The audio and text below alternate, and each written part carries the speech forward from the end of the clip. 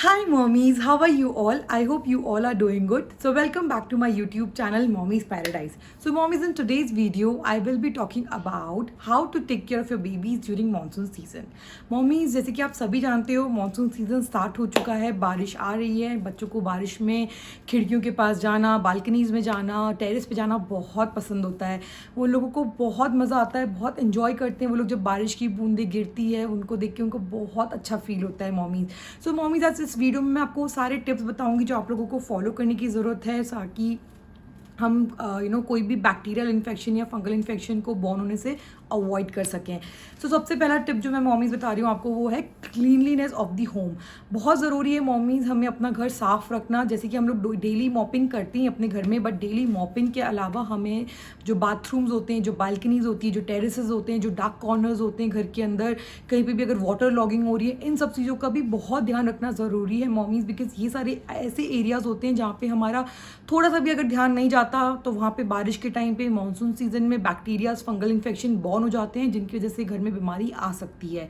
तो बहुत ज़रूरी है इन सब चीज़ों को भी क्लीन रखें अपने घर के साथ साथ. उसके अलावा हमें ज़रूरी है कि हम अपने घर का ध्यान रखें इलेक्ट्रिक एनी शॉर्ट सर्किट से.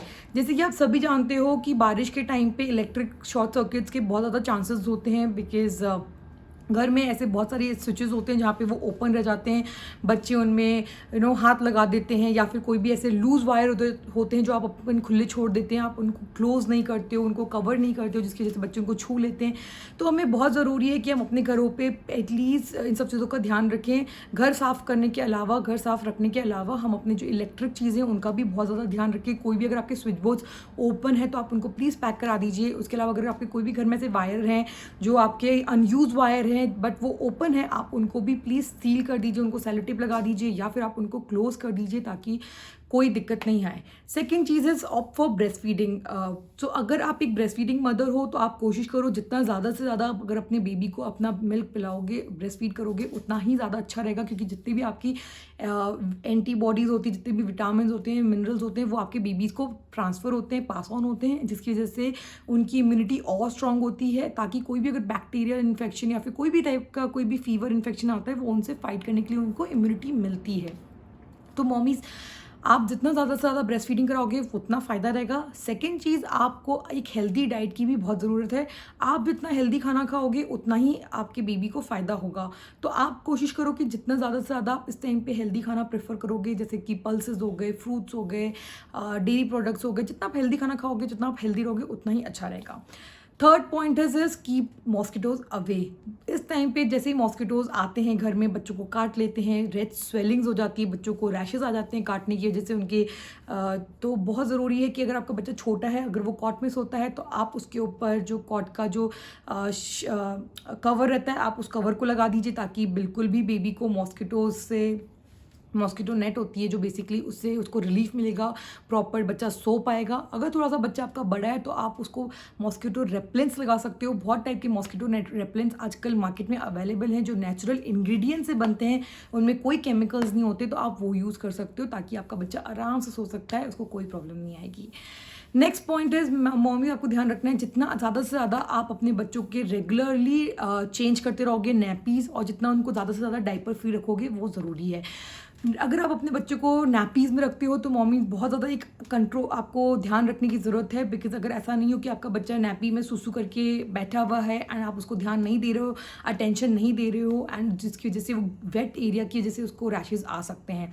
अगर आपका बच्चा अगर डाइपर पहनता है तो डाइपर में भी आपको ध्यान रखना है कि एक टाइम फ्रेम होता है 3 आवर्स to 4 आवर्स, उसके अंदर आप भले आपका डाइपर पूरा फिल हुआ हो या नहीं हुआ, आप रेगुलर चेंज करो अपने डाइपर्स को. बिकॉज क्या होता है अगर थोड़ा सा भी बच्चा उसमें सुसु कर देता है, पी कर देता है, तो उसकी वजह से वो एरिया पूरा आपका वेट रहता है, जिसकी वजह से रैशेज आने के चांसेस रहते हैं. तो प्लीज़ आप कोशिश करो जितना ज़्यादा से ज़्यादा आप एक अगर बच्चे को डाइपर फ्री रख रहे हो तो प्रॉपर मॉनिटरिंग करो कि उसका डाइपर में नैपी में बच्चा वो गीला नहीं है, उसकी नैपी क्लीन है पूरी, बिल्कुल भी कहीं पे भी वेट नहीं है उसका एरिया, और फ्रीक्वेंटली चेंज करते हो. जैसे ही वो इमीडिएटली पी करता है आप इमीडिएटली चेंज करो. इसके अलावा मॉमीज़ आप अपने बच्चों का ध्यान रखो कि जितना ज़्यादा से ज़्यादा बच्चे आपके जो उनके क्लोथ्स हैं वो प्रॉपर ड्राई होने चाहिए और टेड होने चाहिए। बिकॉज अगर आपके बच्चों के जो कपड़े अगर प्रॉपरली ड्राई नहीं हैं, अगर थोड़ा सा भी उनमें नमी या गीलापन रह जाता है जिसकी वजह से उनको रैशेज़ आ सकते हैं। ये मेरा पर्सनल एक्सपीरियंस रहा है इस बार। बिकॉज अभी विहान 1 साल का हो चुका है, अभी बारिश में उसकी एक नैपी एक दिन लू थोड़ी सी गीली रह गई थी, जस्ट 1 नैपी, सिंगल नैपी, जिसकी वजह से उसको रैशेज़ आ गए थे। तो बहुत ज़रूरी है कि मॉमीज़ आप उसके जितने भी कपड़े हैं आप उनको प्रॉपरली आयरन करो। अगर आपके कपड़े नहीं सूख पा रहे हैं तो आप हर एक कपड़े को आयरन करके ही उसकी वार्डरोब में रखें एंड उसको आप यूज़ करें। सो मॉमीज़ नेक्स्ट है जो आपको अपना ध्यान रखना है कि आपके बेबीज़ जो कपड़े पहन रहे हैं वो एकदम वार्म और ब्रीदेबल हों। बिकॉज इस टाइम पे क्या होता है, बारिश के टाइम पे जो मौसम होता है वो बहुत ज़्यादा ड्रास्टिक चेंज होता है। जैसे कि बारिश होती है तो उस टाइम में मौसम एकदम गिर जाता है एंड बहुत ठंडी हो जाती है, और जैसे ही बारिश बंद होती है उस टाइम पे मौसम एकदम गर्म हो जाता है। तो बहुत ज़रूरी है कि हमें इस टाइम पे अपने बच्चों को ध्यान रखेंगे कि किस टाइप के हम अपने बच्चों को कपड़े पहना रहे हैं। जैसे कि आप इस टाइम पे क्या कर सकते हो, आप अपने बच्चों को एकदम लाइट वेट कॉटन कपड़े पहना सकते हो जो एकदम ब्रीदेबल कपड़े होते हैं, और फुल स्लीव्स कपड़े पहना सकते हो ताकि उनको कोई दिक्कत नहीं आएगी। फुल स्लीव्स में वो कवर भी रहेंगे ताकि उनको ठंड भी नहीं लगेगी, और ज़्यादा उनको वुलन भी नहीं पहनाना है जिसकी वजह से जैसे ही मौसम ड्रिप होता है तो जैसे मौसम बारिश बंद होती है और ह्यूमिडिटी स्टार्ट होती है तो उस टाइम पे उनको गर्मी लगे। तो आप उनको नॉर्मल 100% ऑर्गेनिक कॉटन के कपड़े, फुल स्लीव्स कपड़े पहना सकते हो जो उनके लिए बहुत ईजिली और कंफर्टेबल रहते हैं। इसके अलावा मॉमी नेक्स्ट क्या कर सकते हो, आपको बहुत ज़रूरी है कि आप अपने हमेशा हाथों को एकदम क्लीन रखो, एकदम प्रॉपरली वॉश करते रहो।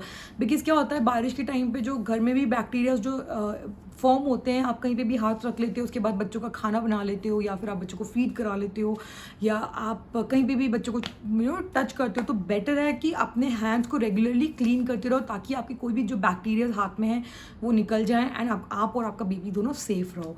इसके अलावा मम्मी अगर आपके बच्चे को थोड़ा सा भी लग रहा है आपको कि फीवर आ रहा है और उसको कोल्ड हो रहा है तो इमीडिएटली आप रश करो डॉक्टर को, इमीडिएटली आप डॉक्टर्स को कंसल्ट करो, आपके पीडियाट्रिशियन को, एंड जो भी मेडिकेशन है वो आप इमीडिएट बेसिस पे स्टार्ट करो ताकि आपके बेबीज़ को कोई प्रॉब्लम नहीं आएगी and they are all safe. So mummies ये सारे टिप्स थे मेरे साइड से जो आप लोगों को ध्यान रखने की ज़रूरत है। अगर आपको कोई भी क्वेरीज है, कोई भी क्वेश्चन है, आप मुझसे पूछ सकते हो, मुझे कमेंट बॉक्स में लिख सकते हो। तो thank you so much mummies for watching this video. Thank you, bye bye, take care.